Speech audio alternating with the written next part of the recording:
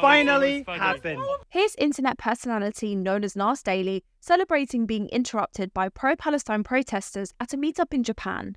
It happened to us. He's a willing tool of Israel's brutal propaganda machine. Yes.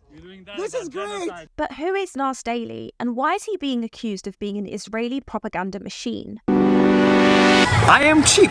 That's why I like Thailand. Nuseir Yassin rose to fame on social media after leaving his high-paying job in New York, earning $120,000 a year to travel the world while sharing daily 60-second videos.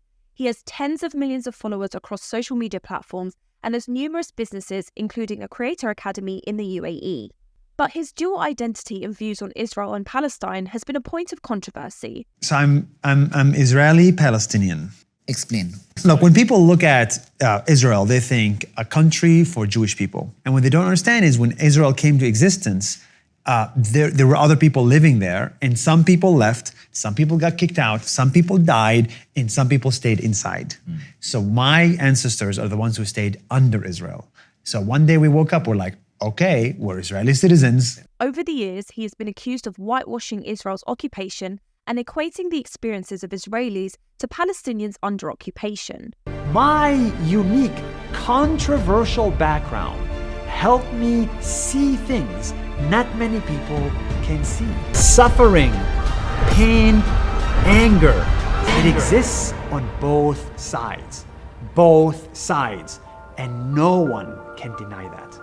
No one. But Yassin has evaded speaking about the conditions of Palestinians living under occupation, a 17-year siege in Gaza, and now constant Israeli bombardment that has killed at least 42,000 people in Gaza in the last year.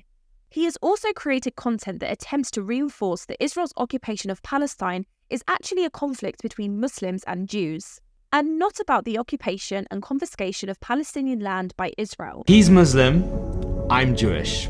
And we worked together for more than 1,000 days. But this week, our relationship was tested by this. A day after the October 7 attacks, he took to X to announce that he no longer views himself as Palestinian first. He wrote, "I realised that if Israel were to be invaded like that again, we would not be safe. To a terrorist invading Israel, all citizens are targets, which means I only have one home, even if I'm not Jewish, Israel. I love Palestine and have invested in Palestine, but it's not my home. So from today forward, I view myself as an Israeli-Palestinian. Israeli first, Palestinian second." I love you. You are amazing. You are amazing. A white-ass woman. After being confronted at the protest, he took to X to say, "I told them I agreed with them. I also want a free Palestine from Hamas, free Palestine from terrorism, free Palestine from radical religion. They disagreed. They just wanted a free Palestine from Jews. Some users praised him, and some said he was on the right side of history. But others found his attitude and his framing of events problematic, commenting that nobody wants Palestine free from Jews. That's absurd and a lie. What people want is Palestine free from apartheid and occupation and an end to a genocide.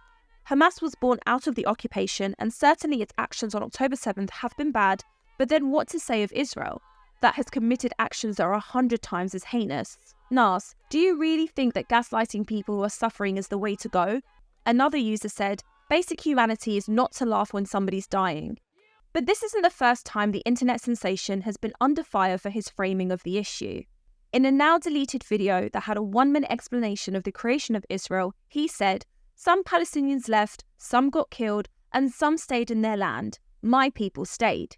He said that he had chosen to accept the borders of Israel and the new borders of Palestine and to move on, because in life there are better and bigger things to focus on than the name of a piece of land.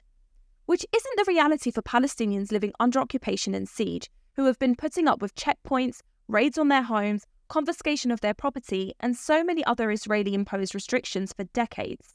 On Monday, 14th of October, Yassin posted to IG that his Nas Daily page is moving. He said, "I want to keep Instagram free of politics as much as possible, so everything political is moving to the X platform. Instagram, Facebook, and YouTube will be used mainly for inspiring content."